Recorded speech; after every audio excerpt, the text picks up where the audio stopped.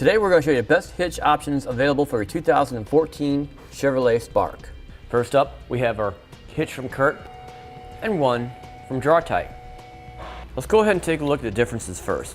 First off, we'll take a look at the structure differences, which will be on the very end here. We got a nice collar around the opening of our receiver here on our Curt, and then on our Draw-Tite does not have that collar around it. Next, we'll go ahead and look at the length of the receiver tube here. On our Curt, it's going to be a little bit longer, so the whole assembly will sit out just a little bit further behind the bumper.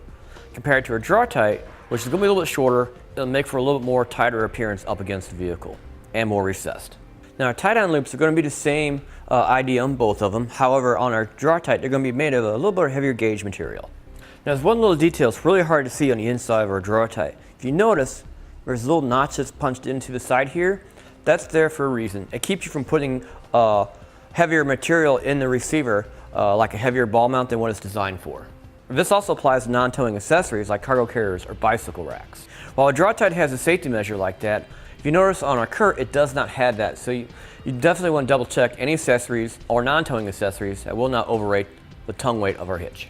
Now both our hitches are going to work great as for towing applications because you're not really going to move very much trailer with your Chevy Spark.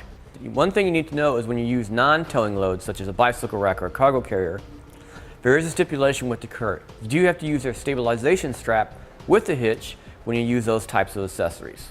Our Draw-Tite hitch does not have that stipulation. They're both going to basically install the same, they use the same attachment points on both hitches on our vehicle. Next, they both have the same 1¼ openings, and they also use the same size 1/2" hitch pin hole, or your favorite locking hitch pin as well. Now both our hitches are also protected by a powder coat finish as well.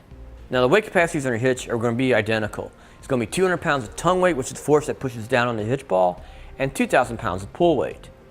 Now you also want to double check your owner's manual to make sure your Chevy Spark can tow these kinds of loads, or what it's limited to. In summary, our two hitches are going to perform the same function very well. Mainly it just boils down to, I think, brand loyalty. If you're going to use your hitch for non-trailer loads, you may want to use the Curt because it sticks out just a little bit further and makes it easier to install your accessories. You do want to bear in mind you still have to use the stabilization strap. And that'll finish it for a look at the hitches for the Chevrolet Spark.